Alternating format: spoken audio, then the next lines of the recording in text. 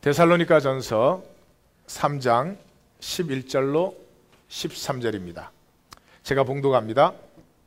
하나님 우리 아버지와 우리 주 예수는 우리 길을 너희에게로 갈 수 있게 하시오며 또 주께서 우리가 너희를 사랑함과 같이 너희도 피차감과 모든 사람에 대한 사랑이 더욱 많아 넘치게 하사 너희 마음을 굳건하게 하시고 우리 주 예수께서 그의 모든 성도와 함께 강림하실 때 하나님 우리 아버지 앞에서 거룩함에 흠이 없게 하시기를 원하노라.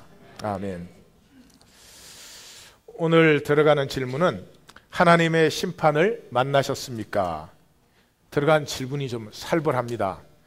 제가 이번 금요일과 토요일이 굉장히 일정이 많아서 설교 준비를 따로 할 시간이 거의 없어서 이 설교 노트를 목요일 날 마감을 했습니다. 그게 마감을 해놓고 제가 다니다가 어젯밤에 한 10시쯤 집에 들어와서 이제 원고 마감을 하려고 앉아서 이제 딱 봤더니 이 들어가는 질문이 왜 이렇게 살벌하냐 싶었습니다. 이게 설교 준비할 때는 정신이 없는 것 같아요.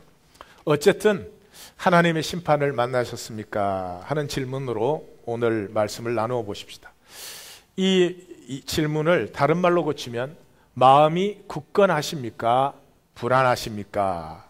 그런 얘기입니다. 우리의 삶은 반드시 심판을 만나죠. 심판을 만난다는 건 뭐 세상 심판처럼 하나님이 너 잘했냐 못했냐 이렇게 따지는 것이 아니라 열심히 우리가 일생을 살아갑니다. 어떻게 살든 다 열심히 살아갑니다. 다 살고 나서는 반드시 그 의미가 결정되게 되어 있습니다. 열심히 살고 났는데 그 다음에 뭐 허지부지 없어졌다. 그렇게는 되지 않지요. 그래서 심판의 시간, 평가의 시간, 그것은 우리의 삶에 꼭 임하는 시간입니다. 그런데 이 심판이 성령 안의 심판이 될 수도 있고 육체 안의 심판이 될 수도 있습니다. 복되기는 성령 안의 심판은 복되고 육체 안의 심판은 우리 중에는 받으시는 분이 아무도 없어야 되겠죠. 자세한 얘기는 또 나누면서 생각을 해보십시다. 자, 우리 데살로니가전서 9조를 보시면 오늘 본문이 전반부의 마지막 부분입니다. 그래서 3장 마지막까지가 전반부입니다. 전반부 내용은 잘 아시죠? 뭐 너희 걱정 많이 했는데 너희가 믿음으로 담대히 있어서 참 기쁘다. 너희 소식을 듣고 우리가 살았다. 너희는 우리의 자랑이요 면류가 아니다. 그렇게 복음을 전하고 쫓겨나온 그 교회가 든든히 서간다는 소식을 기뻐하며 감사하는 것이 전반부인데 그 전반부를 기도로 마감하고 있습니다. 그 11절에 13절을 오늘 우리가 본 것이죠. 이제 후반부는 권면과 교훈 부분이 나옵니다. 이 권면과 교훈 부분은 재림을 중심으로 해서 성도의 거룩한 삶과 영적인 삶을 권면하고 있어요. 또 다르게 표현한다면 재림을 중심으로 교회 공동체의 삶과 개인적인 어떤 그 성숙의 삶 이렇게 권면을 하고 있습니다. 다음 주부터 우리가 보게 되겠죠. 자, 오늘 이 마감하는 기도, 이 기도의 유형은 바람의 기도입니다. 제가 이렇게 말을 붙였는데 한국어는 표현이 없어서 바람의 기도 그렇게 했습니다. 영어로는 optative, 소원한다 그런 뜻이에요. optative prayer인데 이 optative prayer라고 하는 것은 철저한 주권적인 의뢰가 들어있는 기도입니다. 이 기도는 심판을 체험한 사람에게서만 나오는 그런 기도입니다. 사도 바울이 자기의 의로 열심을 내다가 자기가 오히려 하나님을 대적했다는 사실을 만나죠. 그 만났을 때 자기의 주권이 사실은 무너져 버립니다. 내가 그렇게 옳다고 생각했던 것들, 내가 그렇게 맞다고 생각했던 것들이 오히려 내가 원치 아니하는 삶을 살아가게 했었다 하는 것을 만납니다. 그래서 더 이상 내가 내 삶을 주관할 수 있는 힘을 잃어버립니다. 힘이 빠져버립니다. 그래서 하나님이 아니시면 나는 아무것도 할 수가 없습니다 라는 그런 상태 속에 들어가는 것입니다. 그래서 오늘의 기도 속에 이렇게 해 주시옵소서, 이렇게 되기를 원합니다가 아니라 하나님의 뜻이라면 이렇게 되기를 바랍니다 하는 그런 기도예요. 그래서 영어로는 aptentive라고 하는 분명한 표현이 있는데 한국어에는 그게 적절치가 않아요. 그래서 소원 기도 그래도 좀 의미가 다르고, 그래서 바람의 기도 그렇게 한번 해봤습니다. 데살로니가 전서에 두 개의 기도가 나오는데 오늘 본문과 5장 23절이에요. 5장 23절에 내용은 똑같습니다. 오늘 본문과 평강의 하나님이 친히 너희로 온전히 거룩하게 하시고 또 너희의 온 영과 혼과 몸이 우리 주 예수 그리스도 강림하실 때 흠없게 보존되기를 원하노라. 오늘 기도도 너희가 거룩함에 흠이 없기를 원한다. 그래서 이 두 개의 기도의 주제가 똑같이요. 거룩함에 흠이 없게 하시기를. 이때 흠이 없기를 그렇게 기도하지 않죠. 흠이 없게 주님께서 하시기를 내가 바라나이다 하는 그런 기도죠. 그래서 aptentive 기도에 제일 대표적인 예는 민수기에 있습니다. 민수기 10장 35절에 보면은 여호와여 일어나사 주의 대적들을 흩으시고 주를 미워하는 자가 주 앞에서 도망하게 하소서. 우리 이렇게 번역이 되어 있는데요. 이 광야에서 행진을 할 때 이 언약궤를 앞세우고 출발을 하는 그 출발 때 모세가 드리는 기도예요. 모세가 드리는 기도인데 영어로는 번역이 이렇게 차이가 딱 납니다. Arise, O Lord 그래가지고 오 주께서 일어나셔서 우리와 함께 하심으로 주의 대적들이 흩어지게 하시기를 우리가 바랍니다. 이렇게 기도를 드리는 거죠. 이 민수기 10장 35절과 똑같은 내용이 시편 68편에 나옵니다. 1절에 내용이 똑같습니다. 똑같은데 여기에서는 하나님이 이스라엘 민족을 어떻게 구원하시고 세우셨는가 하는 것을 선포하는 장면이에요. 그래서 똑같은 내용이 이렇게 표현되고 있어요. 하나님이 일어나시니, 우리 한글 번역은 이게 뚜렷지 않은 것 같은데, 하나님이 일어나시니 원수들은 흩어지며 주를 미워하는 자들은 주 앞에서 도망하리이다. 영어에서는 Let God arise. 하나님이여 일어나셔서 원수들을 흩어지게 하고 주를 미워하는 자들을 주 앞에서 도망하게 하소서 라고 나의 뜻을 따라 하나님께 요청하는 거죠. aptentive 기도는 내가 뜻을 결정하지 못하고 하나님께서 원하시면 그렇게 이루어지기를 바랍니다 라고 하는 것이에요. 구분이 좀 되십니까? aptentive 기도가? 예. 자, 오늘의 본문을 보십시다. 11절에 이제 들어가는 말은 간단하죠. 우리 길을 너희에게로 갈 수 있게 하시오며, 그러니까 가기를 원합니다도 아니고 가도록 하옵소서, 가게 하여 주옵소서가 아니죠. 너희에게로 갈 수 있게 하옵시며. 데살로니가 성도들을 다시 찾아보고 싶은 것이 바울의 간절한 소원인데 하나님이 그렇게 하시면 좋겠다라고 바라는 기도예요. 이 aptentive의 가장 대표적인 예를 빌립보서에서 만나요. 빌립보서에 보면은 바울의 상황이 이제 로마의 옥에 갇혀서 황제의 판결을 기다리고 있습니다. 무죄 석방이 될 것인지 사형이 될 것인지 이 둘 중에 하나입니다. 중간은 없어요. 반역죄로 기소됐으니까. 그 둘 사이에 끼어 있는 상황을 사도 바울이 내가 그 둘 사이에 끼었으니 차라리 세상을 떠나서 그리스도와 함께 있는 것이 훨씬 더 좋은 일이라 그렇게 하고 싶으나, 그러나 내가 육체로 살아있는 것이 복음에 도움이 된다면 그렇게 해도 좋다. 내게 사는 것이 그리스도니 죽는 것도 유익이다. 뭐 이런 고백을 하죠. 이 장에 가서도 그러므로 내가 내 일이 어떻게 될지를 보아서, 내가 무죄 석방이 될지 사형 언도를 받을지 그것을 보아서 내가 이 일을 처리하겠다, 이런 얘기가 나와요. 그것이 바울의 상황이에요. 무죄 석방될 것이냐 사형을 받을 것이냐. 그게 바울의 확신이 나옵니다. 바울의 확신이 나오는데 1장 19절에 이것이 너희의 간구와 예수 그리스도의 성령의 도우심으로 나를 구원에 이르게 할 줄 아는 거로. 여기에 구원은 교리적인 구원이 아니라 무죄 석방되는 것을 얘기하는 것입니다. 그래서 자기가 무죄 석방될 것을 안다라고 말을 해요. 그 다음에 25절에 가서는 내가 살 것과 너희 믿음의 진보와 기쁨을 위하여 너희 무리와 함께 거할 이것을 확실히 안다. 이번에는 내가 석방되어서 너희에게 가서 너희와 함께 거하면서 말씀도 가르치고 복음을 나누게 될 것을 확실히 안다. 2장에 가서는 나도 속히 가게 될 것을 주 안에서 확신한다.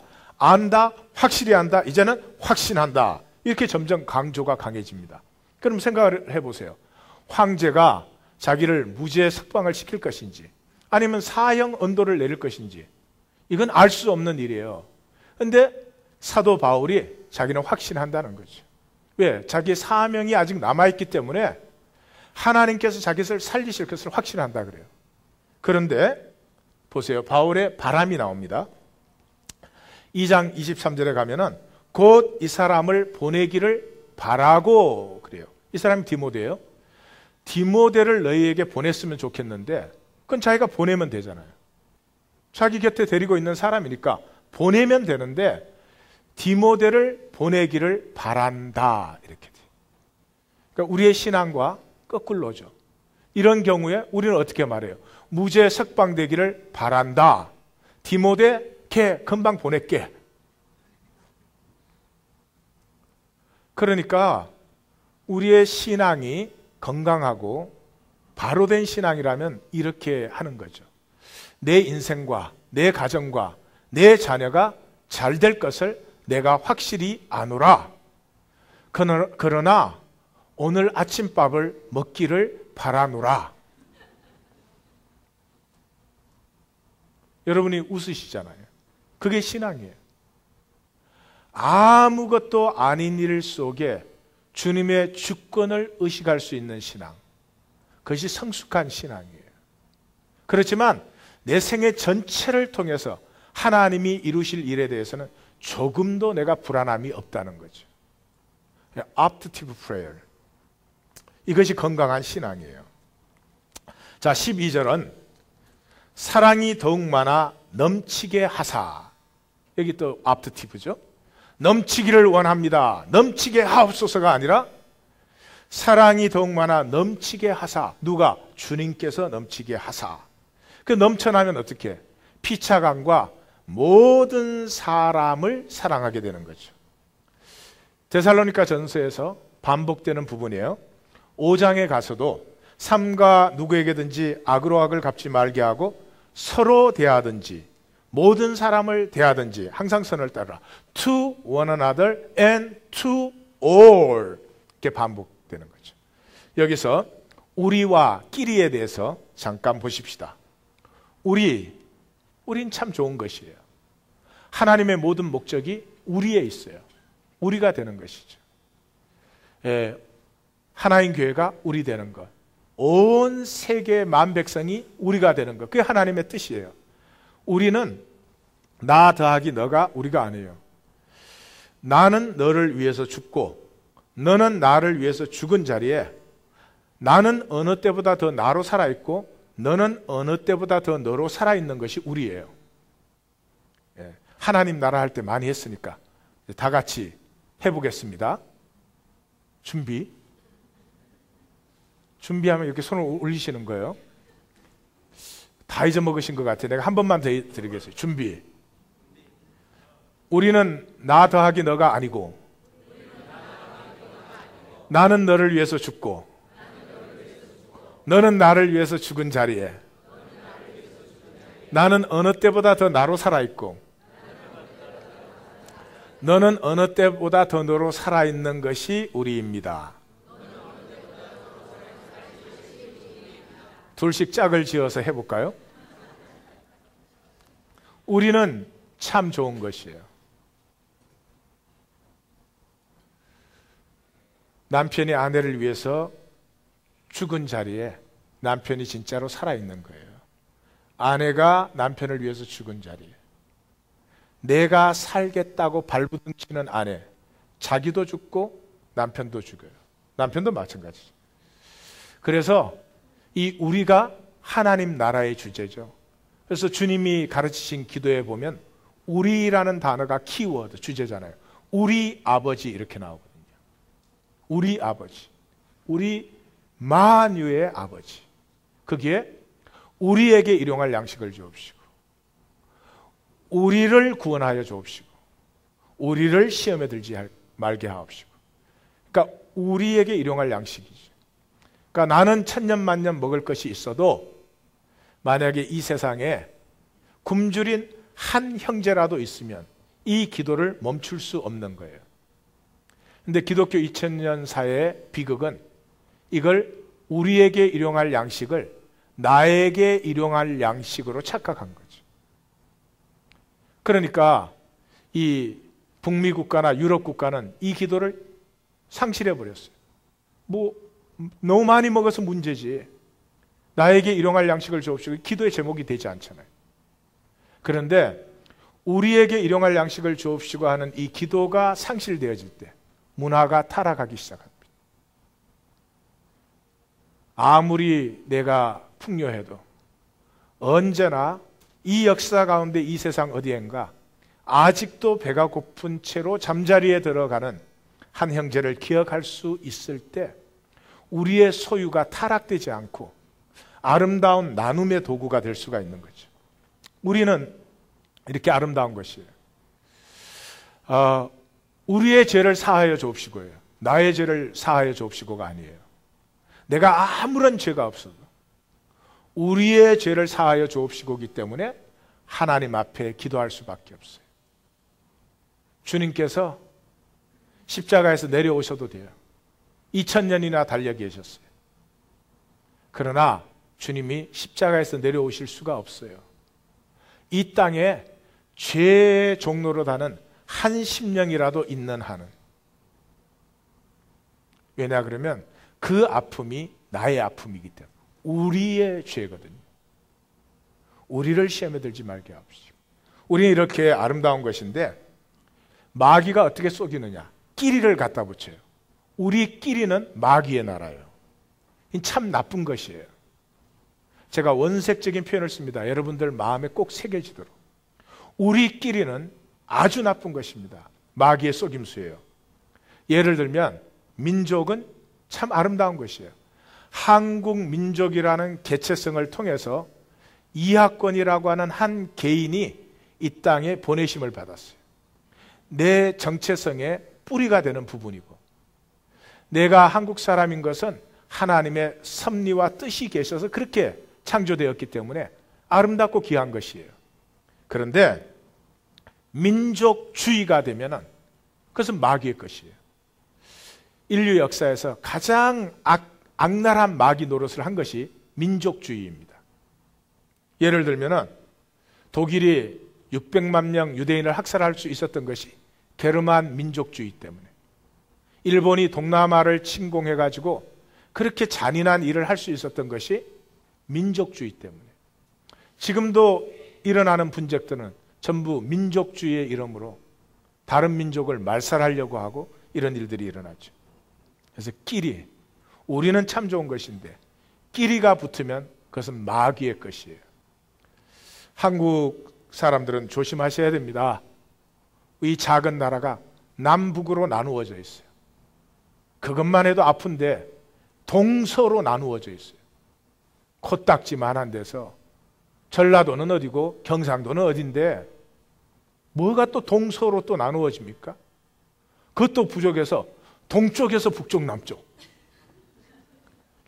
서쪽에서 북쪽 남쪽. 예? 이거 못난 일이에요. 우리 하나님 교회뿐만 아니라 인류 역사에서 끼리는 사라진 줄 믿습니다. 예. 자, 13절로 넘어가십시다. 13절에 너희 마음을 굳건하게 하시고, 여기에 마음이라는 단어는 이해와 의지의 자리만이 아니라 우리의 마음을 통해서 삶을 이해하고 결정하고 살아가잖아요. 그러한 기능성뿐만이 아니라 숨겨진 동기, 히든 모티브가 있는 자리를 마음이라고 사도 바울이 표현을 하는 것입니다. 그게 성경의 특징이에요. 그래서 너희 마음을 굳건하게 하시고 그러면서 따라 나오는 말이 강림하실 때 하나님 우리 아버지 앞에서. 강림하실 때가 언제예요? 우린 다 우리의 숨겨진 동기를 가리고 삽니다. 거룩한 것처럼, 의로운 것처럼, 선한 것처럼 가리고 삽니다. 이 가렸던 것이 언제 드러납니까? 그가 강림하실 때. 그때 모든 가려졌던 것은 다 드러나게 됩니다. 하나님 우리 아버지 앞에서. 하나님이 누구세요? 중심을 보시는 분이에요. 하나님은 우리의 겉모습에 별로 관심이 없습니다. 그러한 겉모습 속에 우리의 중심은 어디에 있는가 하는 것이죠. 그래서 사도 바울이 고린도전서 4장 5절을 보면 그러므로 때가 이르기 전 곧 주께서 오시기까지 아무것도 판단하지 말라.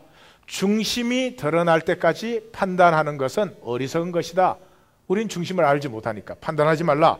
그가 어둠에 감추인 것을 드러내고 우리가 가렸으므로 어두워진 그 어둠에 감추인 것들을 드러내고 마음의 뜻을 히든 모티브를 나타내시리니 그때 각 사람에게 하나님으로부터 칭찬이 있으리라. 그래서 이 사도 바울은 마음이라고 하는 것을 우리의 히든 모티브의 자리로 종종 표현하고 있습니다. 사무엘상 16장에는 우리가 잘 아는 바와 같이 나 여호와는 중심을 본다 그러죠. 그래서 너희 마음을 굳건하게 하여서 강림하실 때 하나님 우리 아버지 앞에서 거룩함에 흠이 없게 하시기를 원하노라. 거룩함에 흠이 없기를 원하노라가 아니죠. 없게 하시기를. 여기에 주님의 주권이 또 내포되어 있는 것이죠. 자, 이것이 오늘의 본문입니다. 그러면 내용을 정리해 보십시다. 기도를 열면서 너희에게로 갈 수 있게 하시오며, 그렇게 열고 나서 내용에서는 사랑이 넘치게 하사. 사랑이 넘치면 피차뿐만 아니라 모든 사람에게 사랑이 넘치죠. 이 사랑이 넘치는 것이 무엇이냐? 거룩함에 흠이 없는 것이다. 왜? 강림하실 때 하나님 앞에서 중심이 순결한 것이 구분 없이 모든 사람을 사랑하는 것이죠. 그래서 앞뒤 내용이 서로 상관관계로 물려 있습니다. 그 가운데 너희 마음을 굳건하게 하사. 이것이 기도의 핵심이 되는 거죠. 제가 도표로 좀 보여드리겠어요. 자, 사랑이 넘치기를 원한다. 사랑이 넘친다는 말은 끼리는 없는 것이다. 중심에 구분 없이 모든 사람을 사랑하는 것이다. 근데 그 중심에 숨은 동기가 깨끗한 게 뭐예요? 중심의 진실함이죠. 그 중심의 진실이 거룩함에 흠이 없는 것이죠. 그래서 사랑이 넘치기를 원한다 하는 것, 거룩함에 흠이 없기를 원한다는 말이 서로 교환될 수 있는, 사실은 똑같은 내용의 다른 표현이에요. 그래서 사랑이 넘치면 거룩함에 흠이 없고, 구분이 없으면, 중심의 진실함이 있으면 구분이 없습니다. 이렇게 내용이 엇물려 있어요. 자, 그럼 그걸 정리를 해볼까요? 사랑이 무엇이냐? 거룩함에 흠이 없음이죠. 그래서 거룩함에 흠이 없다는 말은 윤리적이거나 종교적인 의미가 아닙니다. 하나님은 우리에게 윤리나 종교의 거룩함을 원하시는 것이 아닙니다. 생명의 거룩함을 원하십니다. 생명의 거룩함이라고 하는 것은 완벽함이 아닙니다. 생명은 연약함도 있고 부족함도 있고 더러움도 있고 죄악도 들어있습니다. 그럼에도 불구하고 생명이 그 안에서 피어나게 되고 그 생명의 피어남, 그것이 사랑입니다. 자, 꽃이 한 송이 피어난다고 하면 싹이 터나옵니다. 이 싹이 완벽한 것 아닙니다. 떡잎도 썩어야 됩니다. 그럼에도 불구하고 생명 자체로 아름다운 것이에요. 그래서 우리가 윤리적이거나 종교적인 거룩함을 생각하면 우리는 겉에다가 가짜 겉사람을 만들기 시작합니다.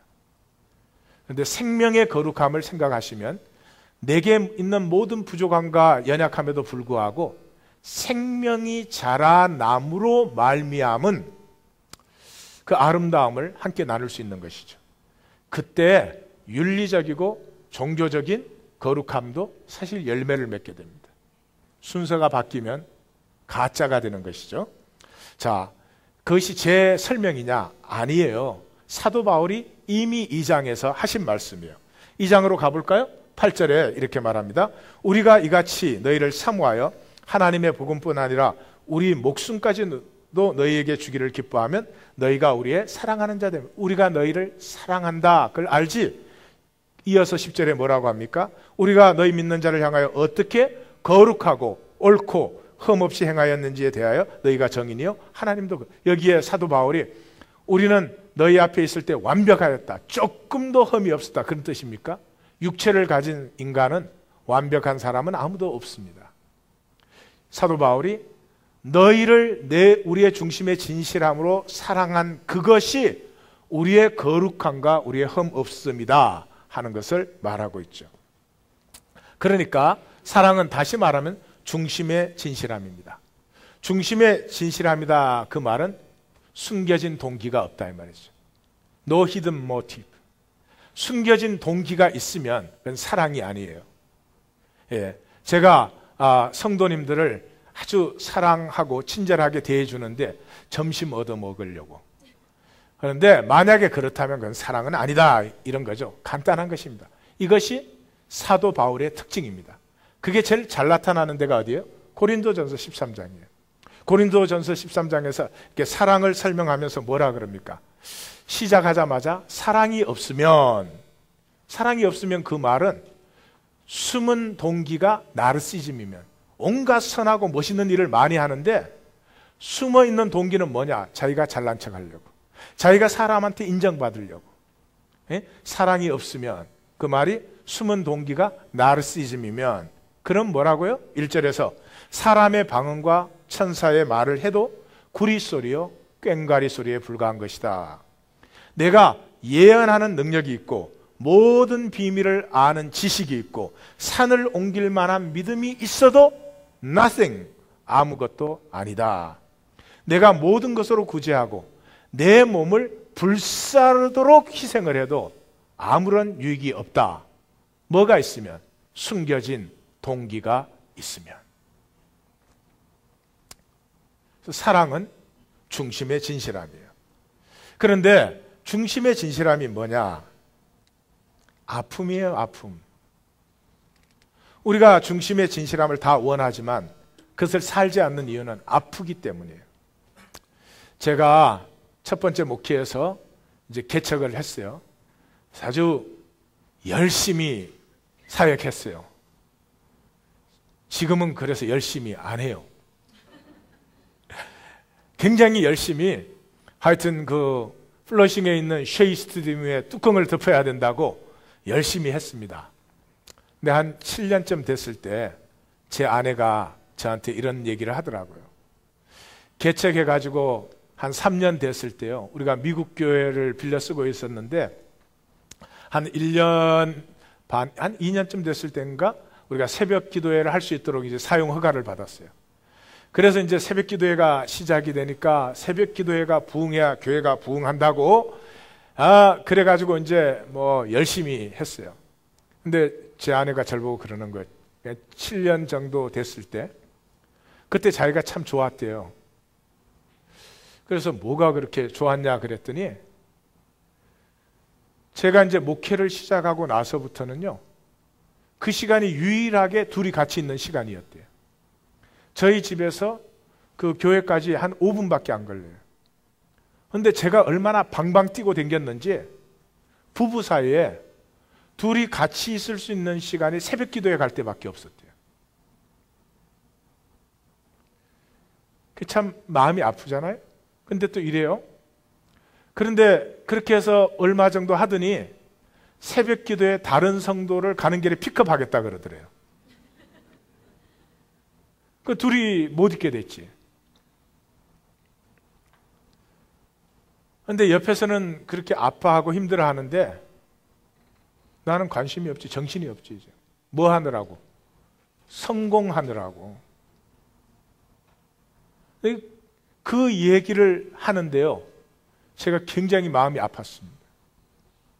왜 아팠나 생각을 해보니까 첫째, 뭐 사람들에게 하나님 말씀 멋있게 전하고 서로 사랑해라 어찌라 그러면서 내 곁에 있는 아내의 마음조차 모르고 느끼지 못하는 그 나의 미성숙함이 딱 드러나잖아요. 아프죠. 두 번째는, 그보다 더 아픈 거는 말은 목회한다고 해놓고 내가 한번 성공해야 되겠다는 거지. 이 목회 통해서 내가 성공해야 되겠다는 거지. 나의 목마름과 불안에서 나온 이 숨겨진 야망이 그렇게 딱 드러나는 것이. 이게 딱 가리고 나는 정말 하나님을 위해서 헌신하는 것처럼 했거든요. 나는 그랬는데 그때 믿은 사람이 있는지는 모르겠어요. 나의 미성숙이 드러나죠. 나의 숨겨진 동기가 드러나죠. 진실은 아프게 합니다. 그래서 진실을 피해요, 우리가. 다윗이 51편 시편 고백에서 그러잖아요. 보소서, 주께서는 중심의 진실을 원하오니 우슬초로 나를 정결하게 하시고 내 죄악을 씻어 주시옵소서.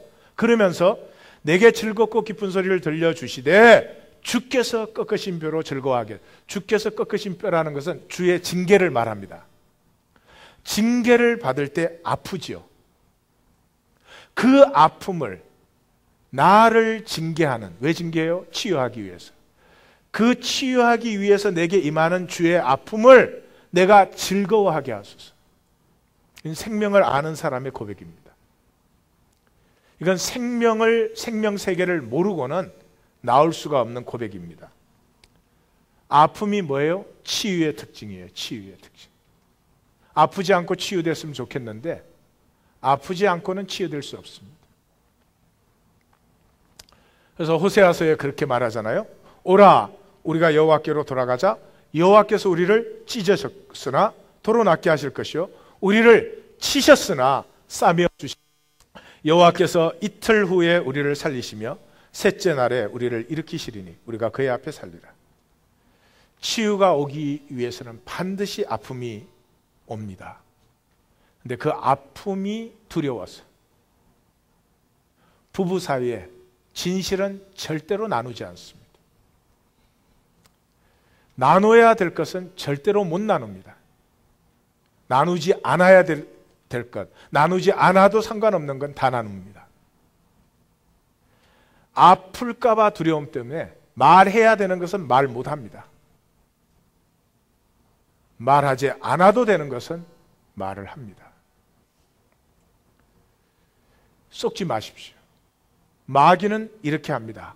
결코 아프기를 원하지 않아 라고 우리를 속입니다. 그러나 우리의 원함은 아프더라도 치유받기를 원하는 것이. 우리는 정말로 아프더라도 치유받기를 원합니다. 마귀에게 절대 속지 마시기를. 그렇게 해서 평생의 삶을 아무 문제 없는 척, 아프지 않은 척, 치유받지 않아도 괜찮은 척 그렇게 살아버리시면 평생 산 것이 아파한 것 외에는 아무것도 남지 않고 치유조차도 없는 것이죠. 마치 이런 것입니다. 탕자가 자존심 지키기를 했다면 탕자가 깨달았어요. 내가 아버지를 떠났기 때문에 이렇구나 깨달았어요. 근데 아버지께로 돌아가야 되겠는데 자존심이 허락하지 않는다 이 말이죠. 그래서 이렇게 결심을 했어요. 내가 아버지 앞에 재산은 잃어먹였어도 멋있는 선물이라도 하나 마련해서 가야지. 그랬다면 그 탕자는 아버지께로 돌아가지 못합니다. 실패한 아들로 돌아가는 것, 아픈 것입니다. 그러나 그래도 그 돌아가면은 치유가 있고 회복이 있습니다. 성공해서 돌아가야지. 왜? 아프지 않으려고. 성공해서 돌아가면 내가 아프지 않아도 되니까. 자존심 안 구겨도 되니까. 자존심은 사람을 추하게 만듭니다. 세상에 속지 마십시오. 남편과 아내가 이 말을 못해요. 난 당신의 사랑이 필요합니다. 당신이 날 사랑해 주지 않으면 난 정말 비참해집니다. 아파요. 난 당신의 사랑을 받고 싶어요. 당신은 내게 소중한 사람입니다. 그 말을 못해요. 뭐 때문에? 그 말하면 아프니까, 내 자존심 구기니까. 그래서 어떻게 해요? 나를 아프게 하면 아프지 않은 것처럼 합니다. 그래? 그러고는 이러죠. 나만 아플 줄 알아? 너도 좀 아파봐. 아프지 않으려고 아픔을 보호하는 굉장히 웃기는 인생이 사실 우리의 인생입니다. 우리는 아픔이 필요합니다. 아픔이 필요해요. 치유되어야 될 부분이 많습니다. 아픔이 무엇입니까? 심판받는 것이죠. 탕자가 실패한 아들로 아버지께 돌아오는 것은 굉장한 아픔입니다. 그러나 실패한 아들로 돌아왔기 때문에 옛 삶에 대해서 죽고 새 삶이 출발될 수 있었어요. 옛 삶의 실패를 감싸 안고 아프지 않으려고 하고 괜찮은 것처럼 가리는 한은 절대로 옛 삶은 죽지 않습니다. 심판을 받은 적이 없어요. 심판을 받는다는 말이 그러므로 용서받음이에요. 오늘 교회는 교리적으로 우리가 용서받았음을 다 고백하고 있습니다. 그러나 용서받은 삶을 저는 만나지를 못하겠어요. 예전에 가진 열등의식 그대로 가지고 있어요. 제가 목회를 해보니까 가장 힘든 것이 자기 자신을 용서하는 거예요. 예수를 믿고 모든 죄를, 아니 뭐 부족한 건 놔두고 모든 죄를 사함을 받았다고 고백하는 사람이 자기 대학교 좋은데 못 갔다는 걸 절대 용서 안 해. 인류대학 갔으면 좋겠죠 뭐. 그러나 못 갔다고 내 인생이 없어진 건 아니잖아요. 못 간 대로 얼마든지 아름답게 살 수 있는 삶이 내 앞에 있는데 그건 살지 않고 인류대 못 갔다. 절대로 용서 안 해. 또 가정 환경이 어려워서 대학교를 못 갔다. 못 갔을 수도 있지. 대학 안 간 거 절대로 용서를 안 합니다. 아니면 또 그건 또 뭐 그래도 우리가 뭐 어떻게 하는 거라니까 그렇게 할 수 있지만 눈 작다. 절대로 용서를 안 해. 요즘 별일이 다 있어. 어떤 사람도 얼굴이 크다. 용서를 안 해. 얼굴이 크다. 크면 어때요? 키가 작다, 크다. 뭐가 이렇다. 생명이 어디에 있습니까? 교리 가지고 좀 지나치게 표현하면 장난치고 있는 것이지 그런저런 부족한 상황 속에서 생명의 얘기가 만들어지고 있는데 이 생명의 얘기 속에 내 생명의 얘기 속에 아름다운 가치와 의미를 만들어 나가는 것이 인생이지 번드르르하게 조건 좋은 삶이 되는 거 그게 인생입니까? 조건 좋다고 존경합니까? 사람들이? 의미가 있고 가치가 있어야 존경하는 것이죠.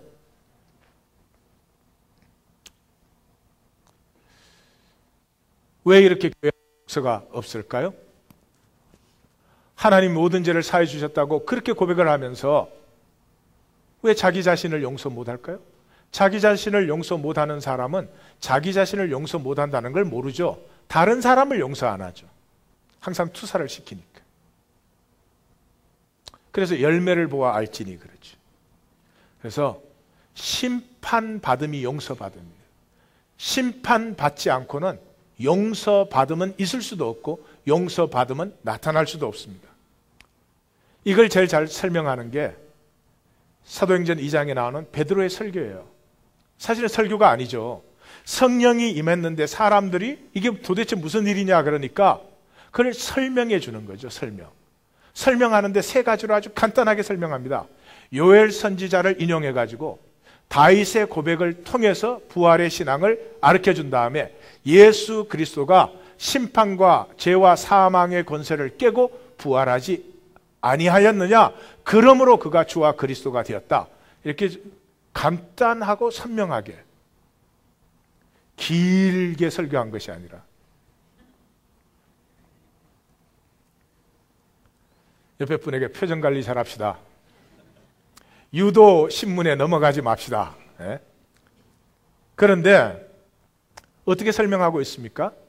요엘 선지자의 이 예언을 인용해 가지고 하나님께서 그 때가 이르렀을 때 모든 육체에 성령을 주신다고 약속하지 않았느냐?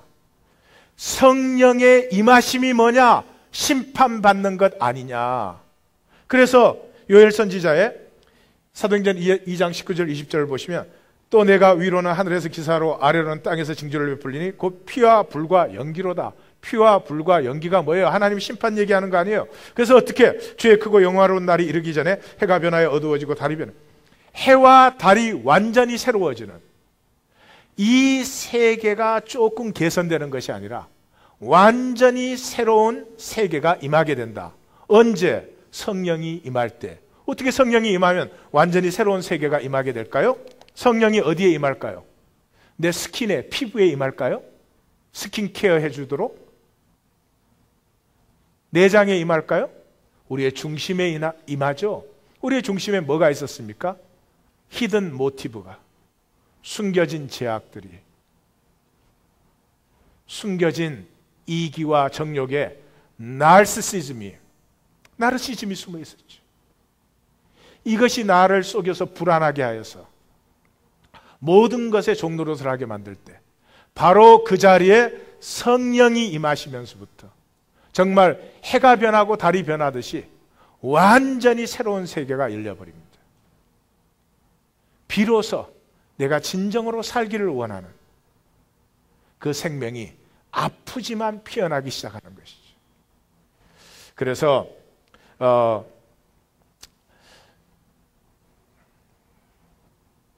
사도 베드로가 요엘 선지자의 그 심판 예언을 사용해서 성령의 임하심을 설명해 주는 것처럼 심판을 지난 자만이 새 생명을 누립니다.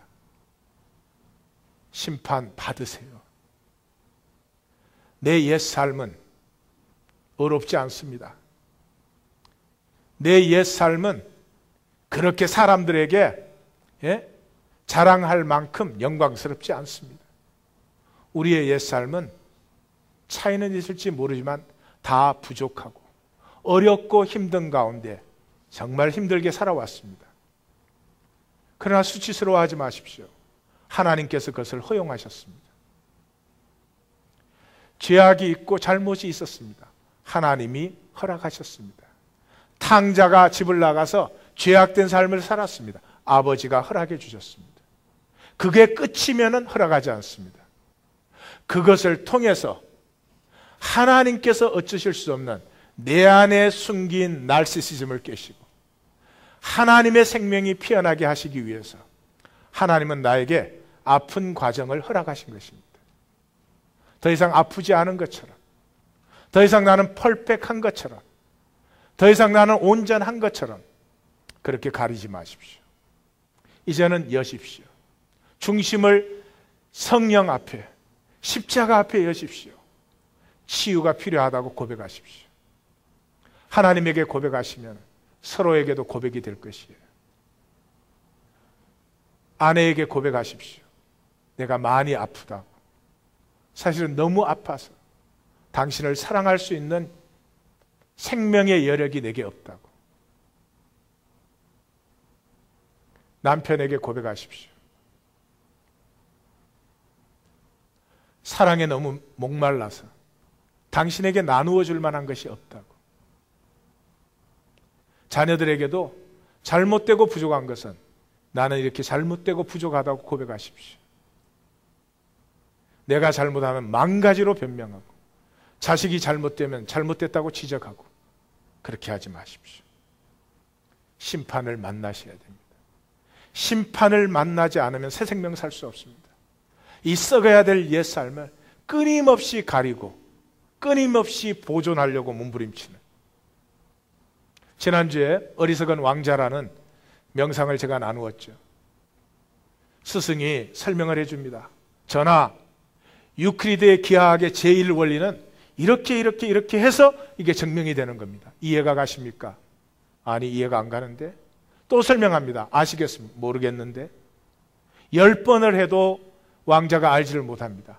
스승이 너무나 답답해서 전하, 이것은 분명한 진리이고 이렇게 증명되는 것입니다. 제발 믿어주십시오. 왕자가 진작 믿으라고 말하지. 나는 선생님이 진실을 얘기하는 것을 믿어요. 자, 그러면 다음 원리로 넘어가게. 머리로 하나님의 용서와 십자가의 죄사함을 동의합니다. 나 그 세계를 만난 적이 없습니다. 결과는 내가 나를 용서하지 못합니다. 인생 살면서 다 실패하는 것입니다. 성공한 사람이 어디에 있어요? 세상에 속지 마십시오. 빌 게이츠가 성공한 것입니까? 그게 성공 아닙니다. 빌 게이츠의 성공은 그 많은 재산을 사회에 환원할 수 있는 자유가 생겼을 때 성공입니다.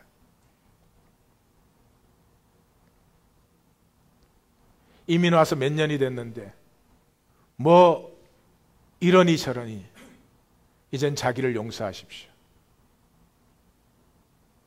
옛사람이 심판을 만나십시오.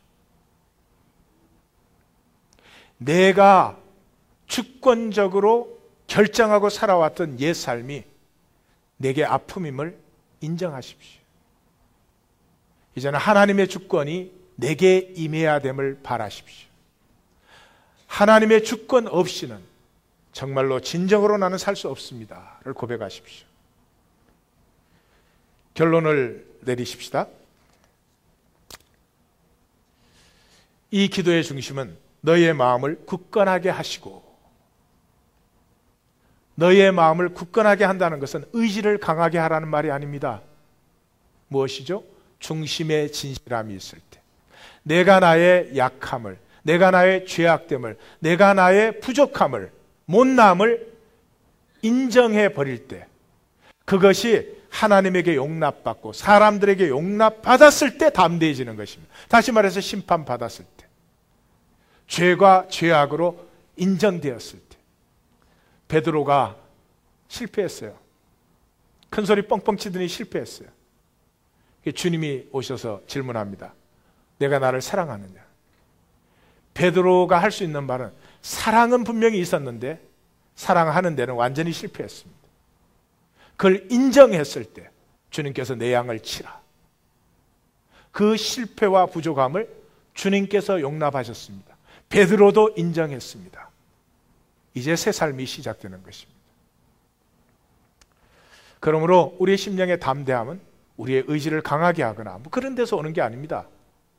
내가 조건을 조금만 더 좋게 만들면, 성도들을 조금만 더 순종케 하면 불안이 없어지는 게 아니라, 불안함은 심판을 지나지 않은 자의 특징입니다. 나르시즘의 특징입니다. 내가 내 세계를 안정시켜야 되는 사람은 불안이 극심해집니다. 지금 이 시대는 불안이 거의 정신병적 수준에 이르고 있습니다. 아이들이 불안해합니다. 아이들이. 아십니까? 우리의 자녀들이 얼마나 불안해하는지. 결혼을 못해요. 불안 때문에. 사랑하는 성도님들, 마귀에게 속는 것은 enough. 교회로 부르심을 받은 우리들이 모든 진리를 알면서도 삶은 여전히 마귀에 속아서 살 수는 없습니다. 5월 20일 설교에서 빅토르 위고와 어거스틴의 고백을 우리가 나누었죠. 다시 한번 제가 나누어 보겠습니다. 빅토르 위고가, 이제 나는 그만큼 괴롭기는 하지만 평정을 찾았습니다. 이상하지 않습니까? 아픔이 임한 자리에 평강이 임했습니다. 당신께서 부수어버린 이 마음의 조각을 이제 당신께 드립니다. 하나님 때문에 가슴이 깨어졌습니다. 이 가슴을 담을 수 있는 것이 아무것도 없다는 것을 이제는 압니다. 전에는 자기가 자기 마음을 담으려고 몸부림을 쳤습니다. 그래서 부수어진 마음을 당신께 드립니다. 그 자리에서 하나님의 평강과 안식을 만났습니다. 어거스틴의 고백을 보십시오. 하나님께서는 징계로서 마음을 깨뜨리셨지만 이제 제 그 깨어진 마음을 추슬려 당신에게 드립니다. 짜고 한 것처럼 똑같지 않습니까? 왜 똑같습니까? 생명세계를 만났기 때문에 똑같은 것입니다. 그리고 당신 안에서 내 영혼이 쉼을 누리기까지 진정한 안식을 찾을 수 없었나이다. 불안으로 하는 신앙생활 아닙니다. 종교입니다. 불안한 자는 종교라도 있어야 됩니다. 무언가 지푸라기라도 잡아야 되니까. 종교는 구원이 없습니다. 고등 종교든 자연 종교든 원시 종교든 종교는 인간이 만든 것입니다. 구원은 생명에 있을 뿐입니다. 생명은 하나님께로 나오며 하나님께서 사랑하시사 자라게 하시며 하나님께서 완성하시는 것입니다. 지난주에 결론으로 나누었던 마태복음 16장의 말씀으로 오늘 말씀도 마감하고자 합니다. 제가 이렇게 의역을 했습니다. 이때로부터라는 말은 갈릴리 사역을 마치시고 그 말이죠. 갈릴리 사역을 마치시고 그 말은 하나님 나라의 선포와 유업자의 삶을 보이신 그 증거를 끝내시고 자기가 많은 고난을 받고 죽고 부활할 것을 비로소 나타내시니 세상의 악과 죄를 가지고 심판받으실 것과 하나님의 사랑 안에 심판은 죽이는 것이 아니라 살아나는 것임을 말씀하셨는데 베드로가 흥분하여 안 됩니다. 그런 일은 일어나서는 안 됩니다. 라고 항의하였습니다. 예수께서 베드로에게 사탄아 내 뒤로 물러가라. 너는 나를 실족케 하는 자로다. 너는 하나님의 일을 알지 못하. 아픔을 통해서 치유하시는 심판을 통해서 새 생명 피어나게 하는 하나님의 일을 알지 못하고 자기의 부족하고 제약된 옛삶을 가리기에 급급한 사람의 일만 도모하는 자로다. 그리고 말씀하시기를 누구든지 하나님 나라의 삶, 유업자 된 삶을 살려면 자기 심판을 지나야 된다. 옛삶을 붙들어지고 있는 자 결코 새 생명을 살 수 없다. 자기 목숨을 그러므로 지키려는 자는 결국 모든 것을 잃을 것이요 나와 함께 목숨을 아버지께 드리는 자, 우리의 목숨을 아버지께 드리면 심판이 임합니다. 아무것도 내세울 것이 없습니다. 내가 그렇게 의를 주장하고 다른 사람이 내 감정 요만큼 긁으면 참지 못하던 우리가 하나님 앞에 나아가면 죽은 자보다 더 죽은 자가 되는 것입니다. 결국 파괴될 목숨이 온 천하를 얻는다 한들 무슨 유익이 되겠느냐? 자기 생명을 찾는 십자가를 지라. 기도하십시다.